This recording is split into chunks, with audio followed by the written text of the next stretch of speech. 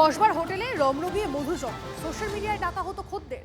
কসবার রাজডাঙ্গা এলাকায় guest house থেকে উদ্ধার এক নাবালিকা ও দুই মহিলা, গ্রেপ্তার 4। জানা গেছে সোশ্যাল মিডিয়ায় টোপ দিয়ে খদ্দেরদের নিয়ে আসা হতো সেখানে। এছাড়া শহরতলি থেকে নাবালিকা ও তরুণীদের কাজের টোপ দিয়ে শহরে নিয়ে এসে জোর করে যৌন ব্যবসায় নামানো হতো। সেই খবর পেয়ে গোয়েন্দারা ফাঁদ পাতেন। গেস্ট হাউসে হানা দিয়ে নাবালিকা সহ 3 জনকে উদ্ধার করা হয়। ধৃতদের জেরা করে চক্রের বাকিদের সন্ধান চলছে বলে জানিয়েছে পুলিশ। কসবার রাজডাঙ্গায় নারী পাচার চক্রের হদিশ। এই মুহূর্তে আমরা যেখানটায় দাঁড়িয়ে রয়েছি, এই গেস্ট হাউসেই গতকালকে রাত্রিবেলায় পুলিশ রেড করে। যেমনটা সূত্র মারফত জানা যাচ্ছে যে কর্ণাটকের একটি এনজিও অভিযোগ করে পুলিশের কাছে, এবং সেই অভিযোগের ভিত্তিতে লালবাজারের ডিডি টিম এবং অ্যান্টি হিউম্যান ট্রাফিকিং ইউনিট তারা রেড করে গতকাল রাতে, এবং এখান থেকে একজন নাবালিকা সহ 3 জনকে টোটাল উদ্ধার করা হয়। পাশাপাশি এই গেস্ট হাউসের মালিক রিসেপশনিস্টকে অ্যারেস্ট করা হয়, এবং 2 জন পাচারকারী স্বামী স্ত্রীকেও পুলিশ অ্যারেস্ট করে। যেমনটা সূত্র মারফত জানা যাচ্ছে যে তাদের বাড়ি হচ্ছে নাদিয়ালে, এবং দেখা যাচ্ছে এই যে গেস্ট হাউস, এই গেস্ট হাউস কিন্তু পুলিশ সিল করে দিয়ে গেছে। গোটা ঘটনা তদন্ত করছে পুলিশ।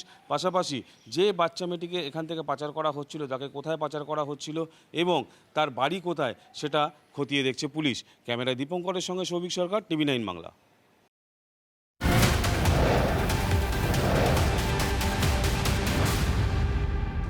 দলীয় কাউন্সিলরের অভিযোগ পেয়েও চুপ ছিল তৃণমূল। আগের সরকারের জামানায় একাধিক গেস্ট হাউসের অপকর্মে অভিযোগ জানান 107 নম্বর ওয়ার্ডের প্রাক্তন তৃণমূল কাউন্সিলর লিপিকা মান্না। নির্দিষ্ট অভিযোগ পেয়েও কেন হাত গুটিয়েছিল তৃণমূল, উঠছে প্রশ্ন।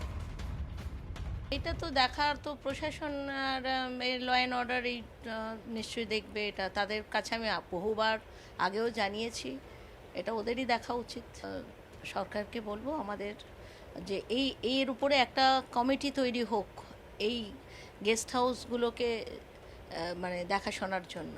এই সেম ভাষা আমি আগেও রাইজ করেছি, আমি হাউসেও রাইজ করেছিলাম এই বিষয়টা নিয়ে, যে এইভাবে এই গেস্ট হাউসগুলো, এখানে তো কোনো তীর্থস্থান নেই বা কোনো হসপিটাল নেই বা কিচ্ছু নেই, এয়ারপোর্ট নেই, রেলওয়ে স্টেশন নেই, তো এখানে কে বা কারা থাকছে। আমি হাউসে রাইজ করেছিলাম, তখন আমি জেনেছিলাম যে নাকি ওরা অনলাইনে নাকি ট্রেড লাইসেন্স নিয়ে নাকি করতে পারে।